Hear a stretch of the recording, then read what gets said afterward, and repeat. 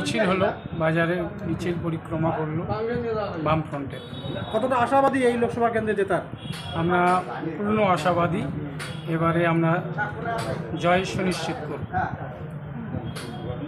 অনেকদিন আগে এই যে শিল্পী আপনাদের দুর্গ ছিল, সেই দুর্গ ফিরে পাবেন আপনারা?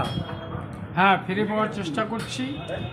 মাঝখানে আমাদের কিছু ভুল ত্রুটির জন্য মানুষ আমাদেরকে বেছে না নিয়ে তৃণমূল কংগ্রেস এবং বিজেপির দিকে ঝুঁকেছিল, কিন্তু সেই ভুল মানুষের ভেঙে গেছে। মিথ্যা ভাষণ, মিথ্যা প্রতিশ্রুতি, দুর্নীতি, নারী নির্যাতন, এই ঘটনাগুলোকে দেখে বেকারি, দ্রব্যমূল্য বৃদ্ধি, এগুলাতে দুই সরকারই ব্যর্থ, কি বিজেপি সেই কি তৃণমূল কংগ্রেস।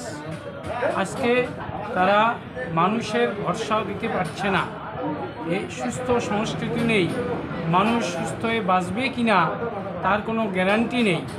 আজকে রাস্তার উপরে কেন্দ্রীয় মন্ত্রী এবং রাজ্যের মন্ত্রীর হাতাহাতি হচ্ছে, সাধারণ মানুষের মারামারি তো আছেই। মন্ত্রীদের মধ্যে যদি রাস্তায় হাতাহাতি হয় তাহলে মানুষ কোন ভরসায় তাদের দিকে থাকবে? কেন্দ্রের শাসক দল এবং রাজ্যের শাসক দল বলছে যে সারা ভারত বামফ্রন্ট ছানপেটে পরিণত হয়েছে, এই বিষয়টা কী বলবেন? তারা বলতেই পারে, তারাও তো একবার সাইনবোর্ডে ছিল এবং এটা দেরি নেই, আর ওরাও আগামী দিনে সাইনবোর্ডে পরিণত হচ্ছে। আর একটু আপনার অপেক্ষা করুন।